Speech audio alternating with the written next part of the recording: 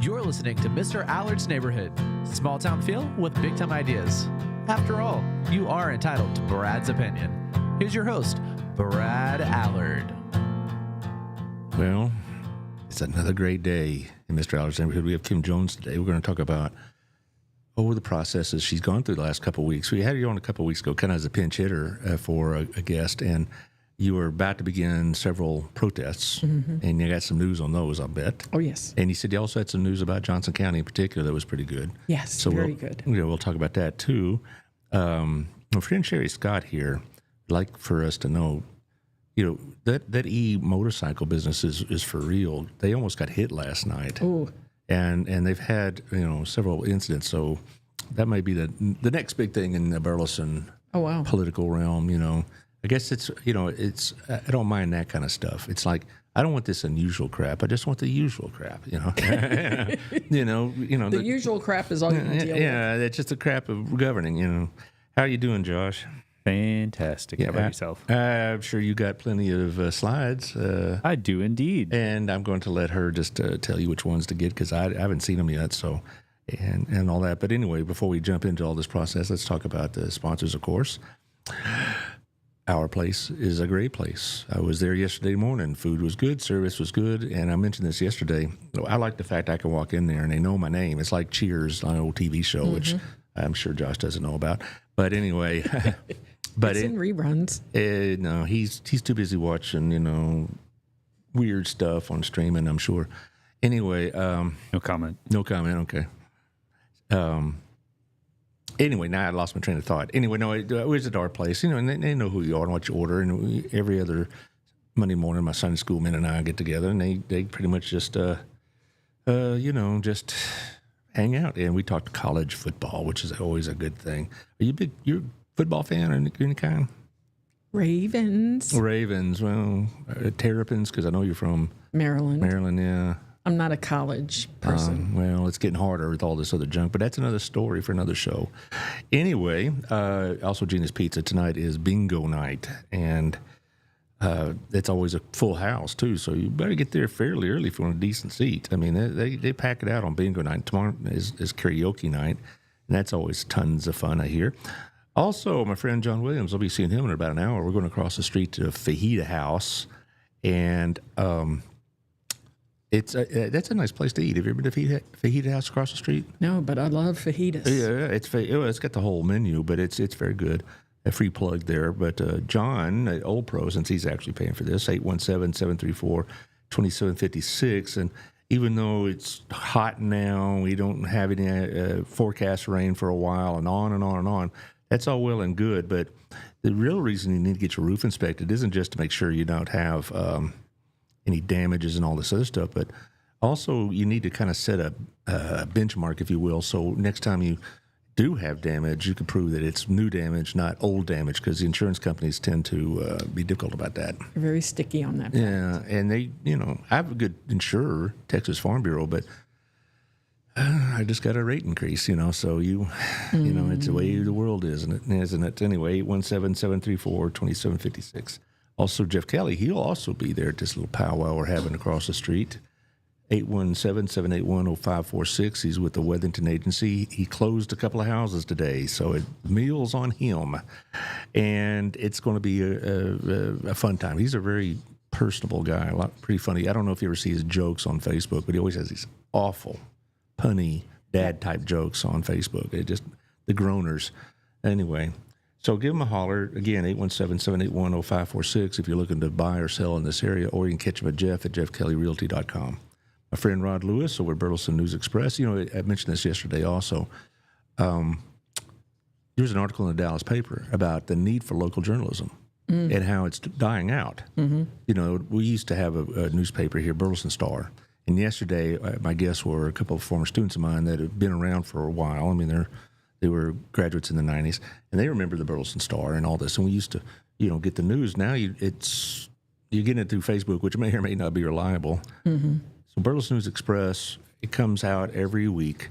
There's about 55 places, I think, that carry it. So you can go pick up a free copy at Dreams or whatever. He's looking for content. He's looking for sponsors. So give him a holler.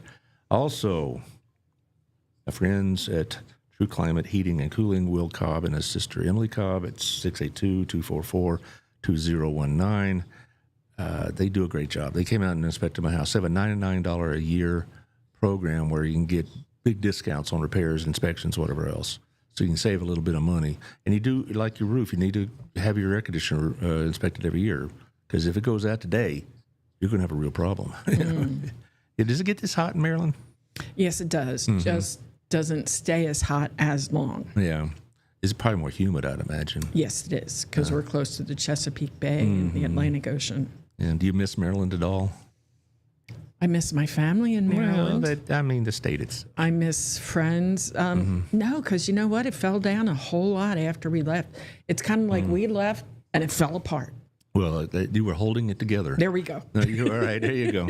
Uh-oh. So, where do you want to start? You want to talk about what you've been going through with these processes and whatnot? Or let's go through the slides, Sure. and then you can take me back to anything that you want to know more about.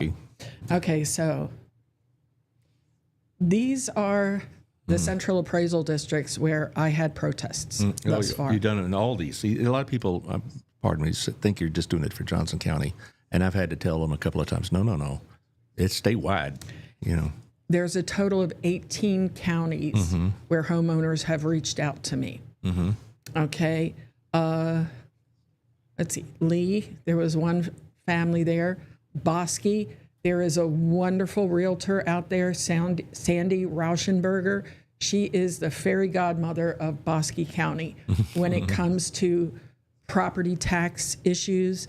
She has started a Facebook page, Fair Appraisals for Bosque County, and she keeps up on all of the latest. She put a property tax forum together with their chief appraiser, chair of the ARB, and the board of directors.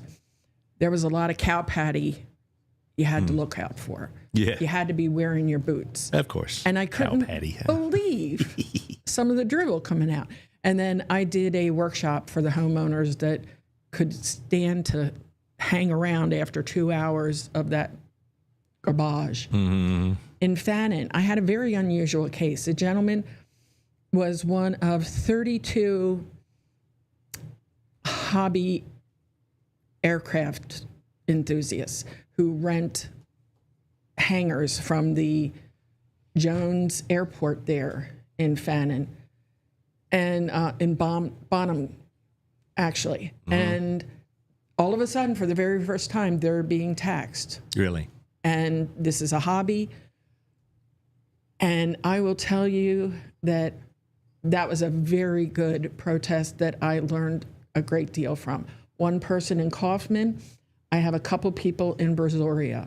You know what a lot of people don't know, at least it's been for lately, in the last couple of decades, the counties have the ability to tax other than physical real estate type property. They just, very few of them do it because they don't want to deal with the protest. But let's say you had a boat or an airplane, they can tax it. Now, do they? I haven't heard many people or many counties doing that. People aren't complaining about it. That's why you don't know. But oh my gosh, just take a look through Johnson County. You can look up anybody's property taxes, and you can see personal, and it's at a very low rate. So people are not up in arms. It's the real property that is making a difference. Right, and I used to teach Texas government classes at Hill, and I point that out there, and it's like, they were surprised because I had a lot of adults in my night classes, and they had no idea that it's possible if they had a fishing boat or something like that it could be personally taxed. Now, I will mention the actual district if I have something good to say. If I have something bad to say about it, I won't identify them. Okay. Let's go on to the next slide, Josh. Okay. Cannot stress this enough. When somebody is having a protest, they must ask for the appraisal district's evidence. Now, I give a very specific list of information to request, but lately, Johnson County appraisers have been giving me their standard HB 201 evidence, which is one property card, a sales grid, and an equity grid, even though I've asked for very specific information. So Currently, I'm including Chief Appraiser Mitch Fast on my emails to make sure we circumvent this, because there is actually one extremely problematic appraiser there. And I have had 3 different clients call me in complaint of judgmental conversation.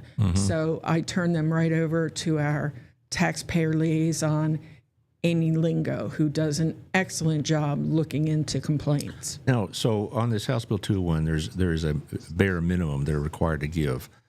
But does this law allow you to ask for more? Absolutely. You can ask for anything you want. And does it require them to give you a bit more? They're supposed to. Okay.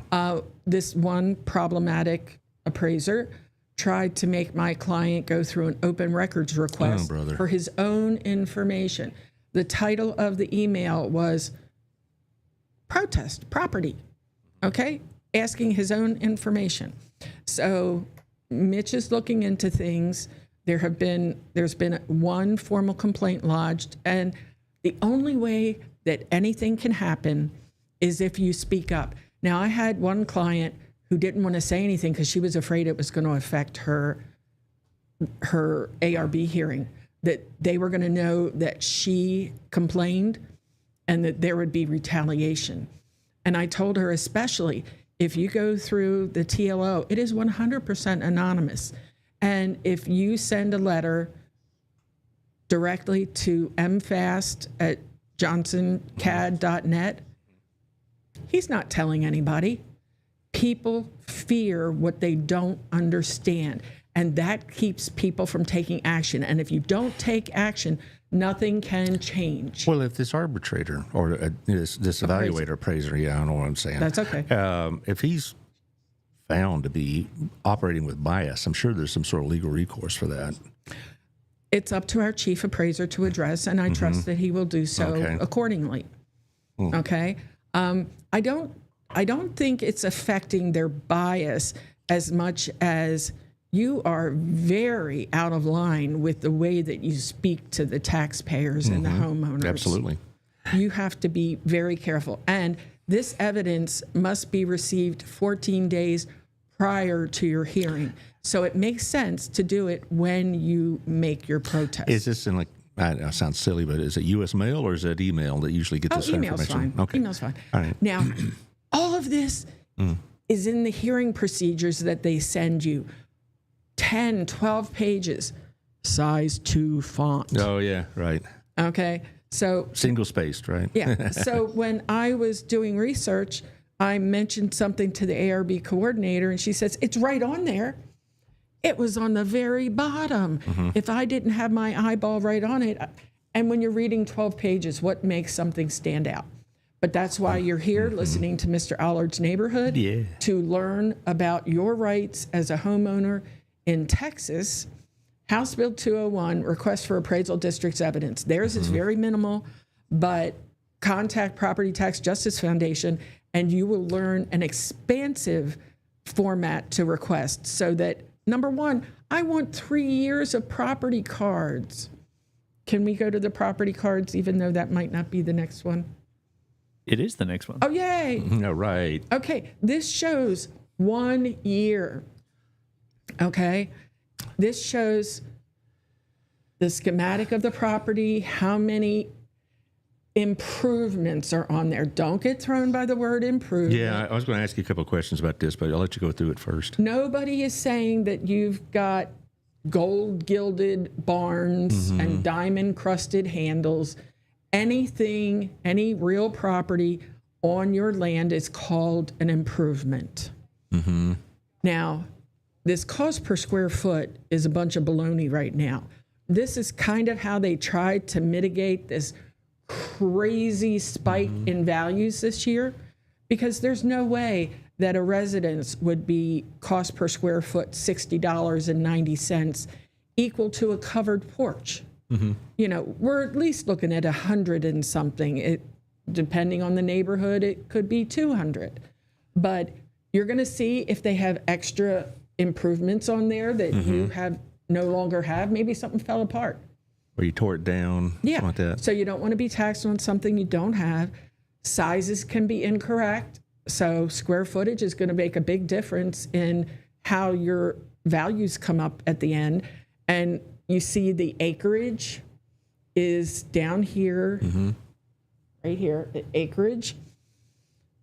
This cost per unit is $84,000. And because it's 1.47, it comes out to a total of $124,374. You've got all these different pieces of improvements. Now, here's something very good to note. Year built and then effective built. What that means is they're assuming you've made some sort of improvement, maybe painted, maybe nothing dramatic. Surely, yeah. I mean, everybody keeps up their house. No, guess what? They don't. Well, no, they. anybody that wants to keep their investment, I guess. No. Okay. All right. We got to back naive. off of that. Yeah. I'm so naive. Let me tell you, there are people with no time. There are people with no money. There are people who scrape and buy to eat, and their house is falling apart due to deferred maintenance. Okay, so. I get that. I mean, there is time that we need to improve our house, and Robin and I took us a little while to accumulate the money because we don't go into debt if we can. But some never do. Avoid it. Some never do. So this effective year built, there's a big difference there. And when you have a property that maybe still looks like it was in the 70s, Jesu Pete, the CAD building itself has not been updated. I mean, whoever appraises that, there is no effective year built because there's been no updates. Well, most of the homes in my neighborhood were built in the 80s. Mine was one of the last one built, and we built ours in 1991. But you've got people with 100-year-old homes to houses built in 2026. So it spans a great deal. So if you are getting, now this is only a 4-year variance and it's 16 years since, so that's not a big deal. But sometimes you will see periodic increases that give a big difference between year built and effective year built. I have a couple of questions here about the improvement. My wife and I are considering getting, a shed from Lowe's or Home Depot or something similar to that. Would that be a taxable asset? Just some prefab thing, because I'm looking at pre-engineered building. If you don't put it on a foundation, that would be considered personal property. Okay. If you, to give it more security, if you put it on a concrete slab, then it's going to become real property. We're also considering, we have a little patio area outside in the back and with some lights and stuff, and we were thinking about making a more permanent structure there, for various reasons. Right now we're on their own lights are on poles and whatever else. But we're thinking about a structure with a roof and whatever. Same thing with where I do a lot of my grilling and smoking and whatever else. Sure. Just a small little permanent structure. That would be taxable. Yes, sir. Now, how about that? A pergola with cloth over it, except we get terrible winds. Right. There's a really great movie on Prime. It's called The Madisons, and a gentleman moved out to Montana and built some little cabins for the family. And when the tax people came out to assess it, to appraise it, he's like, sorry, these are mobile homes. He built them on railroad ties so that they could not call it real property. So it was interesting to see property taxes take off in real life. But see, I'm not going to alert the CAD if I do this structure. Sure. And just because you're saying it, they're not going to know and remember. No, I don't worry about it because this is a what if kind of thing anyway. It may not be built for a couple of years at best, but just saying, how would they know? They don't do visual inspections. Aerial drones. Well, we've got a lot of trees, so maybe they won't see it. There we go. You know what? It should not stop people from living how they want to live. Yeah, well, that's true. I mean, it's like, what business is it of the county if I put a shed on a concrete block so it won't blow away in the first high wind we have? I don't know, but it does. A gentleman purposefully clad his house in rippled stainless steel panels to make it look extra grungy, so nobody thinks his property. I wouldn't want to live in something that looked like trash. It's unfortunate that person feels like that's the extent he has to go to live a way he doesn't want to live just because of this. And it's because the rates have gotten so high, the values have gotten so high.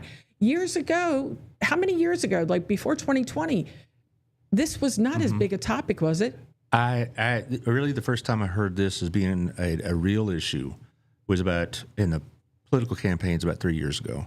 When that Right after the surge of 21 after COVID. I started hearing some about it, and then in the last election, not this one we're currently in, but 2024, that was a big issue. It was number 2 after vouchers. Now that vouchers, I don't know, is resolved, but there's a program there. You don't like vouchers? Nope. Okay. No way. Well, how do you really feel? Anyway, I've been telling people this will be the issue in 2027 or 27 during the spring session, because what the Republican Party did is basically purged every anti-voucher person, and they're going to do the same thing, I think, for every anti-dropping the property tax person.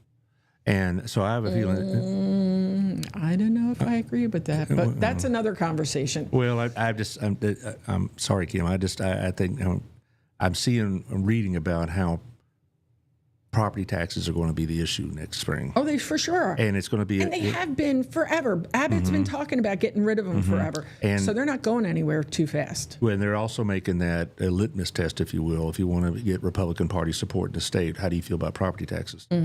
And if you're a Republican and you take the position, well, it needs to be modified, or we need to keep. Oh them. no, they want elimination. Yeah, it's going to be. And that's shooting themselves in the foot. Let me tell you, because I don't see it happening too quick, and this process needs dramatic reform as long as we have to deal with these property taxes. Right, and it becomes moot if they eliminate them. But for now, don't mess over people. Don't throw the baby out with the bathwater.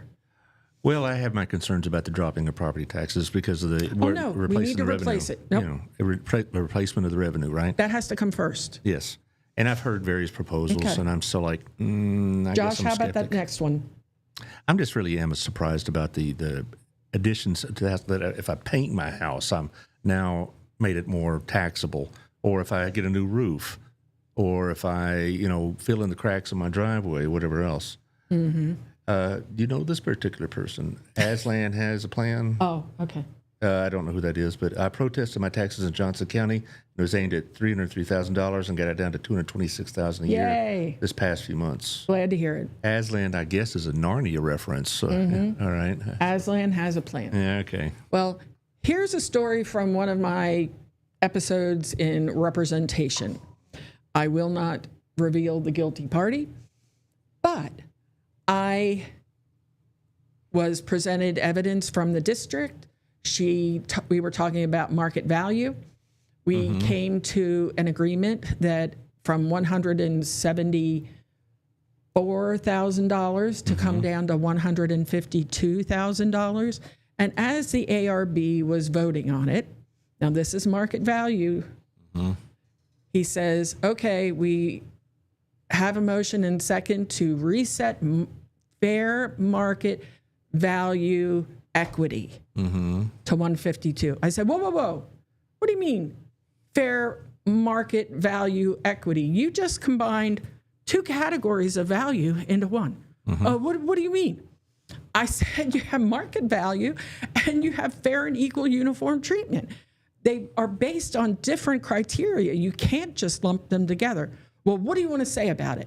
I gave them a chart showing that my client had been appraised at about $178 per square foot, where somebody else in her neighborhood with almost an identical home was as low as $119. Okay, all right, I'm closing out this part of the hearing. All right, okay, the value is $152. Boom. Guess what? They didn't vote for the second one. It's like they didn't understand the difference. I have to say I've been hearing good things about several ARB panels in Johnson County. I've been hearing very good news. This was a three-ring circus. That appraiser kept silent. That's why he's a mime in this. Yep. Okay. Absolutely. Okay. The clerk was just quietly doing their job.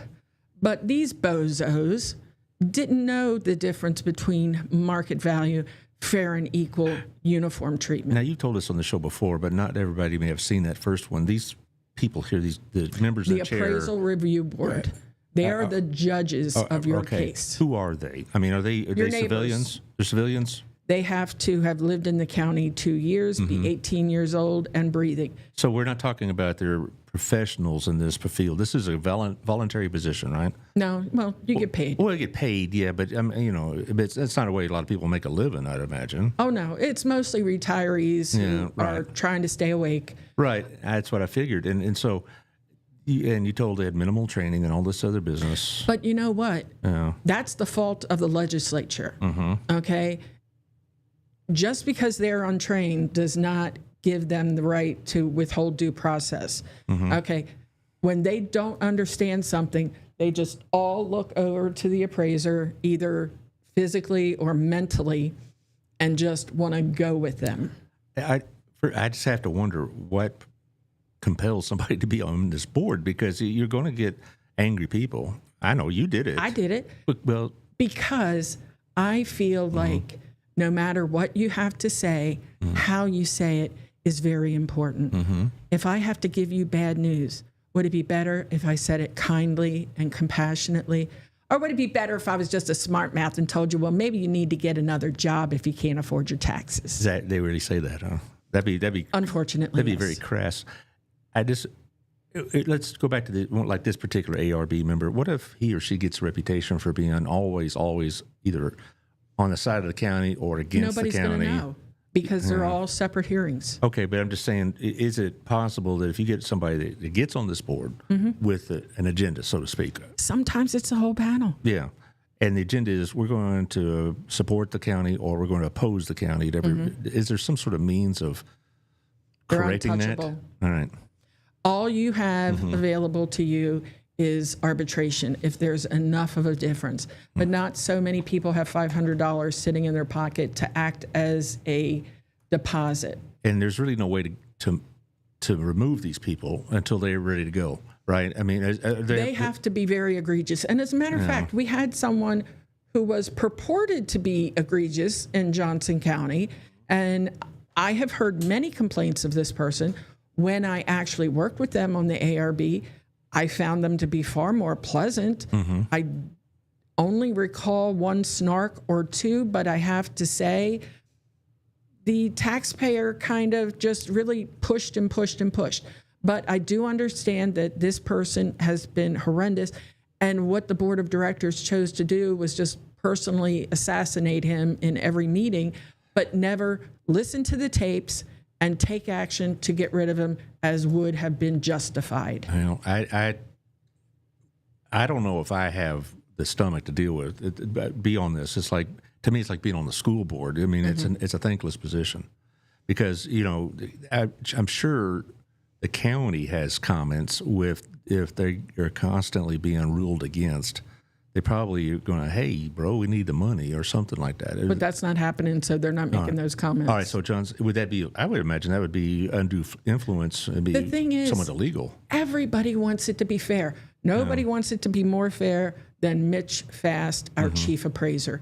He wants his appraisers to build solid cases, but if citizens come and they have built an equally solid case using different comparable sales, it's okay that they prevail. He doesn't want them acting like it's their money coming out of their pocket, or that they're going to get dinged for values going down. Is it possible you can bring Mr. Fast on next time you're on the show? Oh, gosh, that would be great. You have a lot more connection to him than I do. Oh, my gosh. Oh, no. Let me tell you, and maybe I can get him to do the 5th grade version of well, the appraisal he'll need it process. for my case. I mean, because I've learned a lot by you being on the show in other areas, but particularly your appearances, and it's still like a lot my eyes cross occasionally. Mine do too, Brad. Mine do too. Can I ask you a question? Ask me all you want. At what point do two things become so different that we can no longer honestly call them comparable? If every example offered to prove a point lacks the defining characteristics of the thing being valued, can those examples still be considered comparable simply because someone says they are? Did somebody text you with that? Or you? I use ChatGPT to help me formulate the query. Well, it's over my head a little bit. Josh, Okay. what do you think? He's the philosopher here. When you're comparing two things and the one thing has all almost no characteristics of the thing that is being compared. Like, let's say you want to buy an F-150 truck and somebody gives you comparables of 18-wheelers. What do you think of that as a comparison? Do you think it's going to help you find a good value for that F-150 truck? The first answer is no. No, way to step out there. 100%. Yeah. No, Yeah, no, not at all. it's apples to oranges, right? Oh, it's grapes to watermelons, baby. Apples to oranges don't even work. Well, but he's kind of a resident socialist here, so I just thought maybe, Socialist. Yeah, okay. Hold the phone. Oh, No, he's not. that scared me. What I'm talking about is I had a client who her 25 value is in district court right now because she had such problems. They have a residential property of about 5 acres. And the county appraisal district came and carved out an acre and a half to attribute to a commercial endeavor on their property. Now, you're allowed to have a business on your residential property. That doesn't necessarily make it commercial.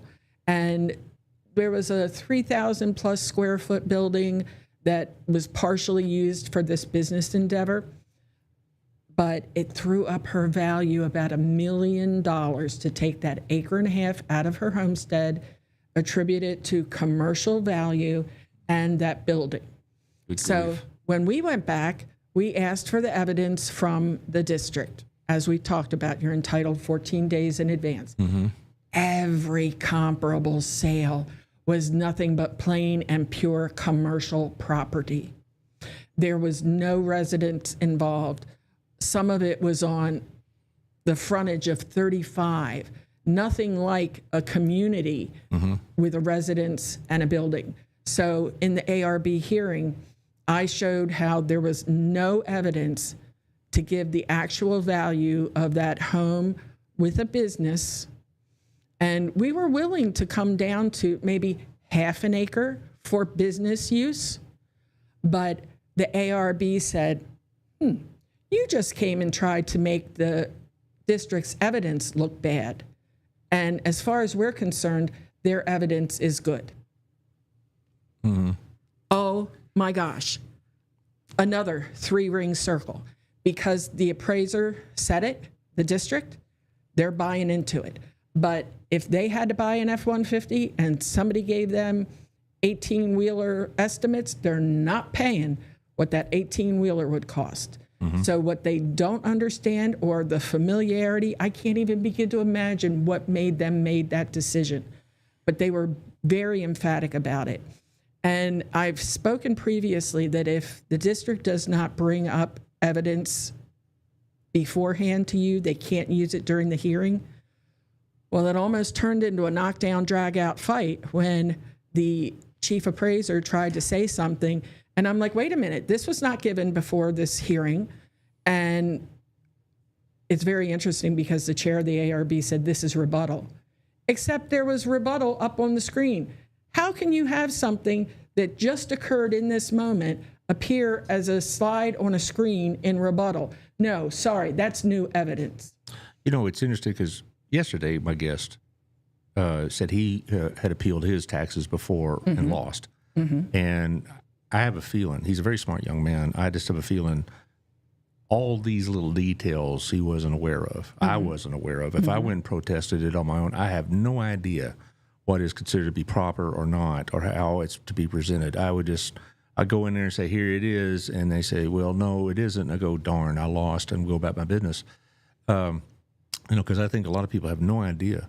I encourage them to follow Property Tax Justice Foundation on Facebook. Very easy to find. I post good information on there. When I have a moment, I will be updating my website with this really great.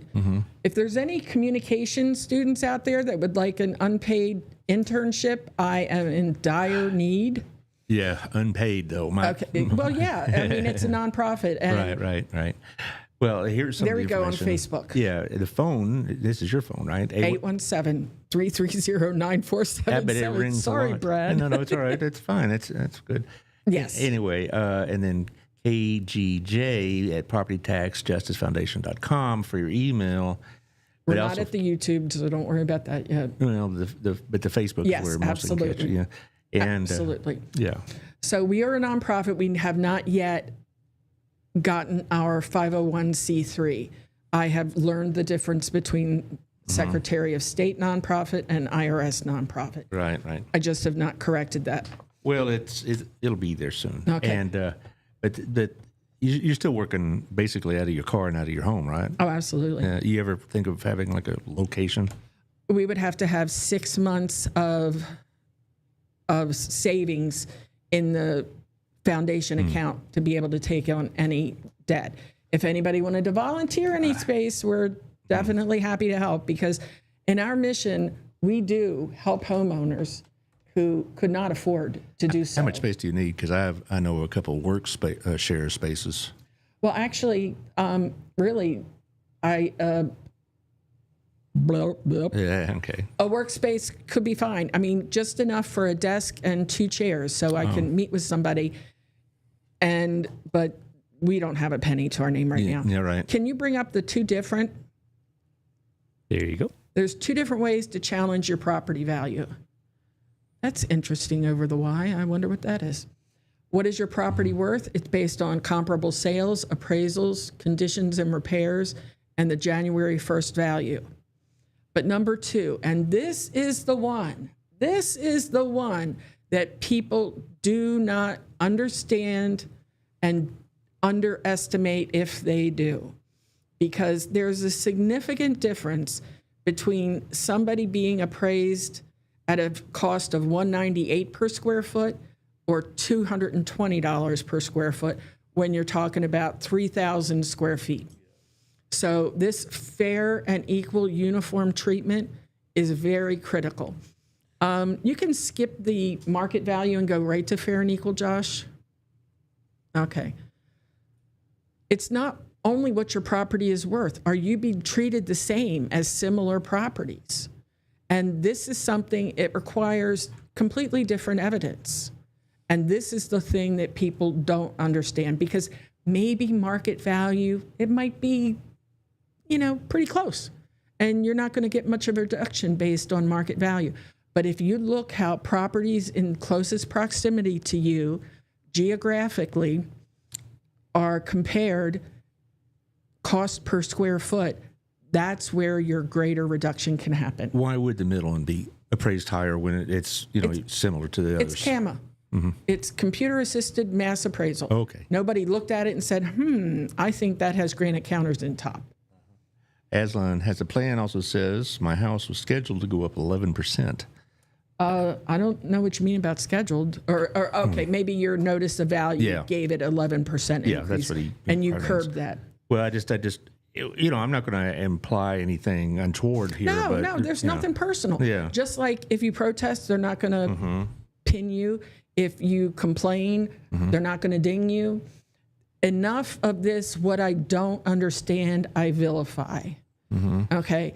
In the most absolute extreme cases, do things like that happen? I'm not saying they don't happen at all, but it is so extreme.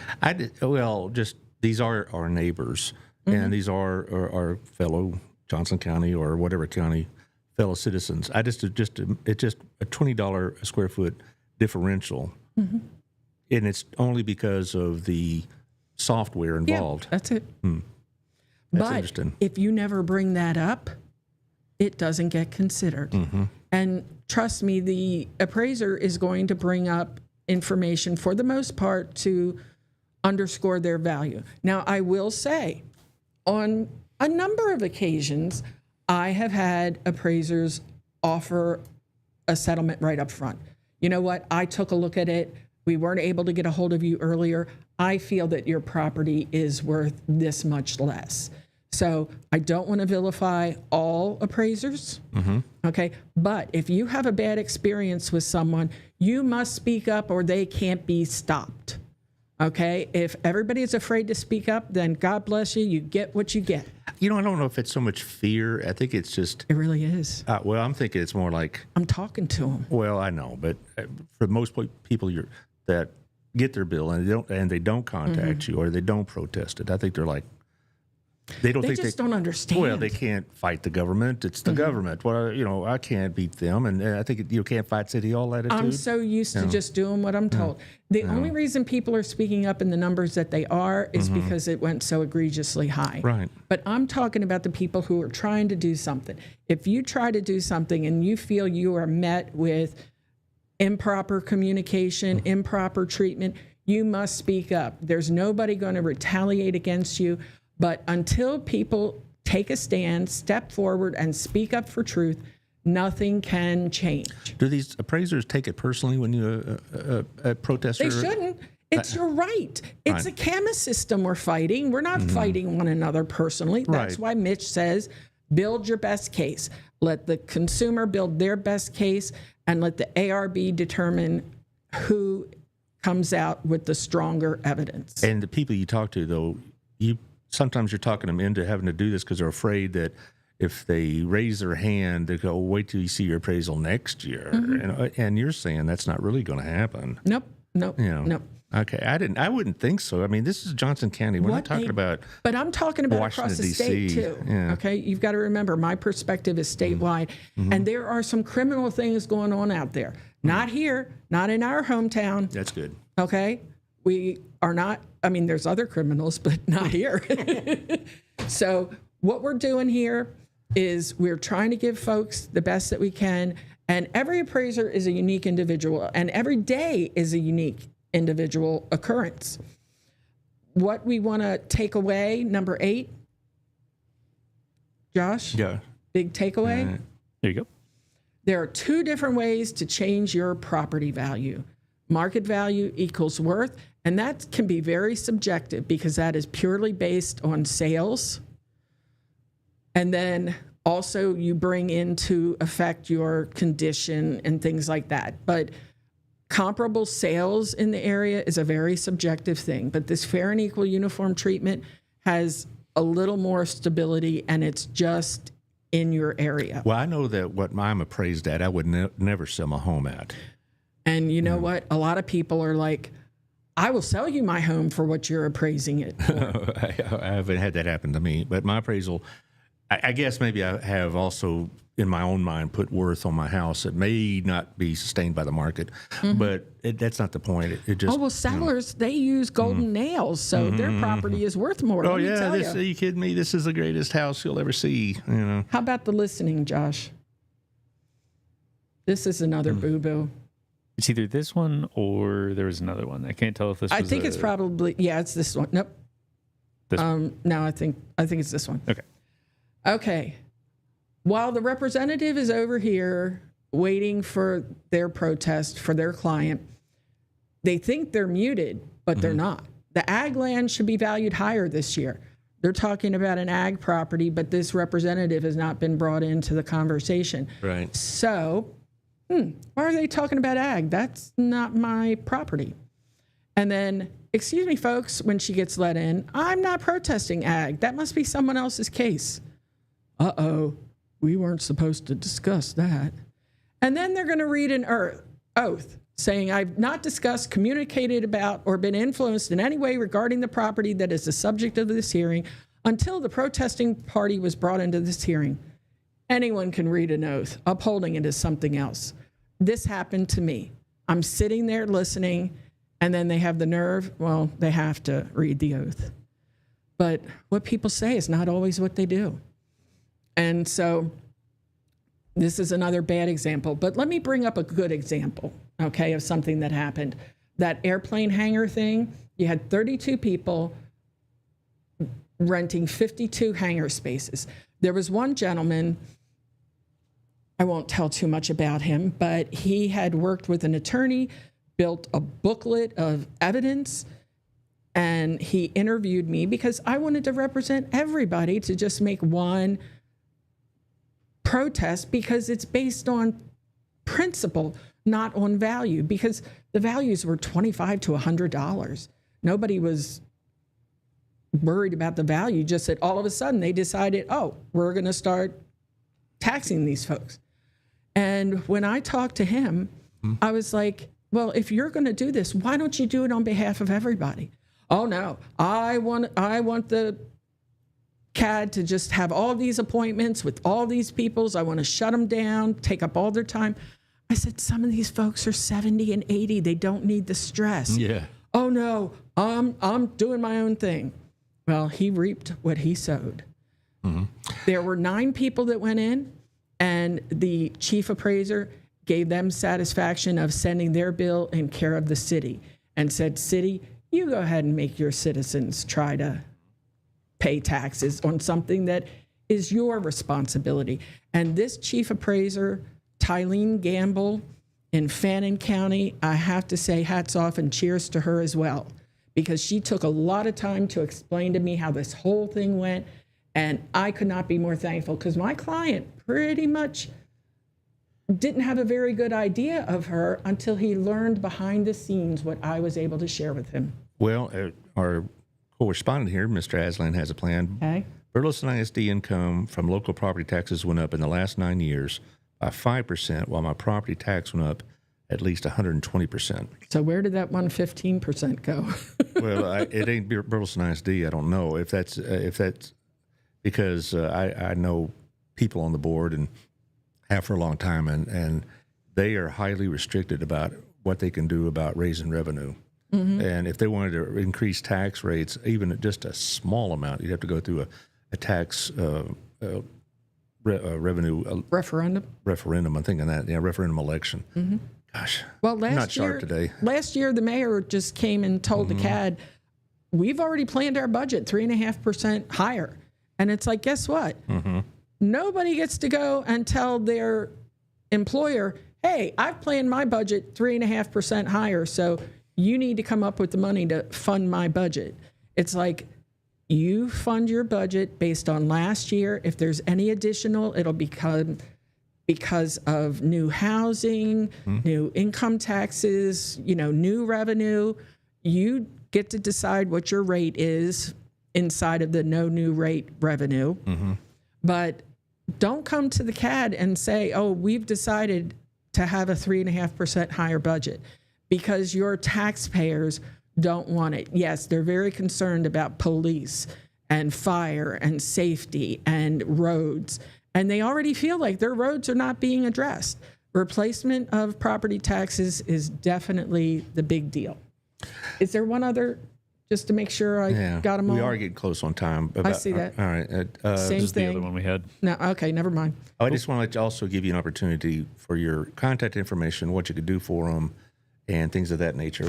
Oh, Johnson County, if you missed your... Yeah, you were going to talk about that earlier. Yes, if you missed your deadline to file your notice of protest, text 817-330-9477 with your full name, address, and email address, and I very well may be able to help you. How's that?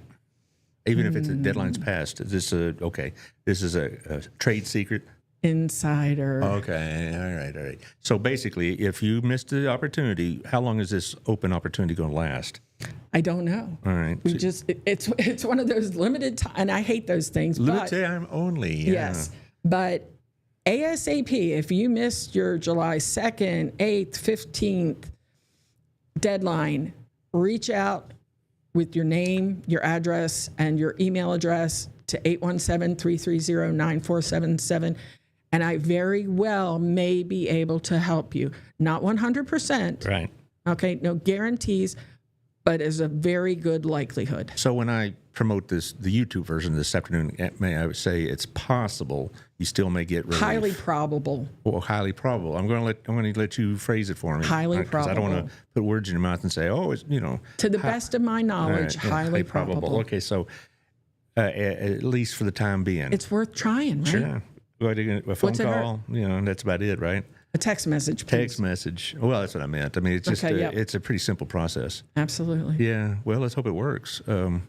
As far as other issues, I mean, while you're going through this process, this takes a while to go through all those. They've disputes. got 25,000 something or another.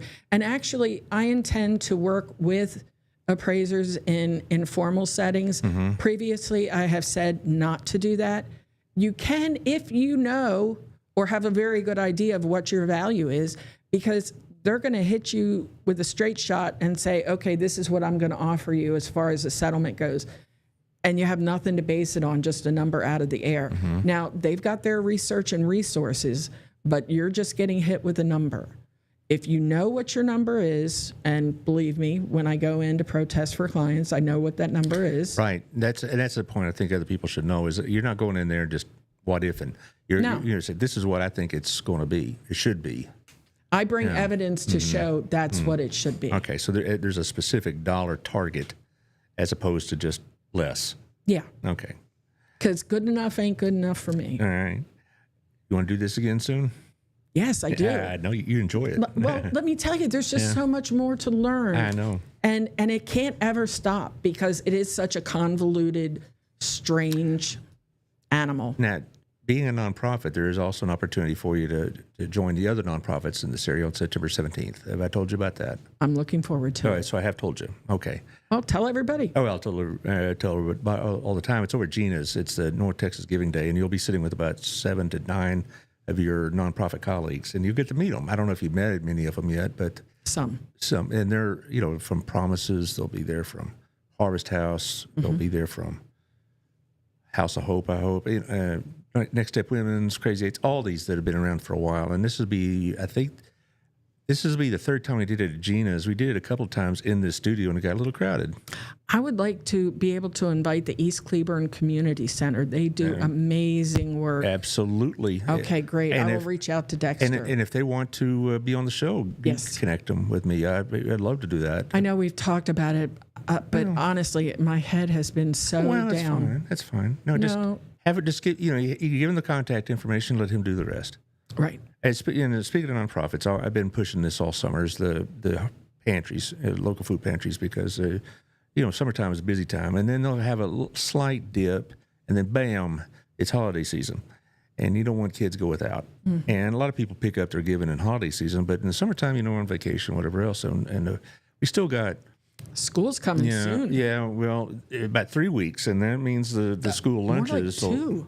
I thought it was August 13th. I guess that's right. Yeah. I know, but we're right at the end here. I lose track of time in the summer, and then I'll wake up and go, hey, I got to go to class today. Uh-oh. Yes, and also this week is the last week for Christmas in July. So go by and drop off a toy at the Next Steps Women's Center, or you can get on their Amazon wish list. They're trying to hit 500 toys, and you think, is toys are important? You bet they're important, They're particularly. learning items for children. Yeah, developmental toys, blocks. And, when I was a little kid, my favorite toys were the ones you maneuvered with, Lincoln Logs, Tinker Toys, stuff like that. Josh, you know what Tinker Toys are? I do, yeah. How rock and roll. See, there you go. Those kind of things. Also, our friends at Harvest House had the patriotic 1776 donation, just helping out through the summer. A lot of times also, it's not just food, but it's financial help because, the electric bill gets high. And I just had my car worked on, and I'm not going to even imply that I was poorly served. It was good service and fairly priced, but expensive. It's just the way of the world. And so unexpected. for me, it was coming. I knew it was break work, but Sooner or later. yeah, it was break work. But I'm just saying, if I was in a situation where that wasn't an expected expense, and I didn't have the income, I'd have a choice between rent, car repairs, or utility bills. And so Harvest House helps out, Promises helps out, House of Hope will help you out, but they need the money to do it. So there, 1776, you can do a one-time gift, you can do a recurring gift. Let's see, what I got going on next week? I don't even know Actually, yet. Brad, there was one more, and I completely sorry. forgot to throw this up last week or yesterday, so I am so sorry. I forgot it too. I'm sorry. Our friends over at the roundup for our friends over at Wings for Hope. Are you familiar with this outfit? Yes. Yeah, they're good people. Tessa Shank kind of runs their stuff, and Miss Shank does a good job. And on Friday, August 7th, at 6 o'clock, they're going to have their annual roundup for rodeo. I believe their honorary chairwoman is our own Melissa Miller. That's right. Isn't she pretty? Well, she's a very nice young woman. She and Candace are on the show. I think they are next week. Yeah, they're going to be here on Monday because it's cruise they're putting on together, and it's going to be a really good night. So it's roundup It's going to be at River Ranch over at the Fort Worth Stockyards. This is going to be at the date is August 7th. I remember that. Yeah, there you go, August 7th. Roundup for riders. Yeah, it's a big deal. They do a lot of Western themed stuff. All right. Anything else? I think we're good. That should be it. It should be it. Okay. We're going to do this again. How about early September? Because I got some stuff in August. Sounds great. I'm pretty booked in August for a change. Usually in the summertime, I have to work at it a little harder, but it kind of filled up on its own. Let's see. In September, only the North Texas Giving Day, and then I have no, I got something else. That's something else. I have my insurance friend is going to be on in September, but that's still about a month and a half away. So after the show, we'll pick out a date. Maybe you can get Mr. Fast here on board. Let's see, back to what's on for next week. I mentioned Melissa and Candace will be on Monday. That's always fun.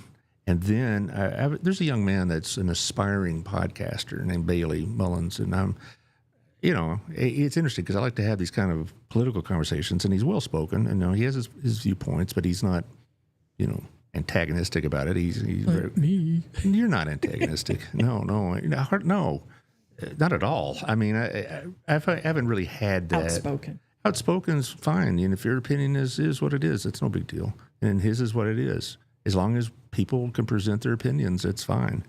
It's when they start diving into personal, commentary, whatever. But I really don't have much of that on the show. It's not really been part of the show because, so I'm glad to hear it. Let's see, Josh, you did a great job today. Appreciate it.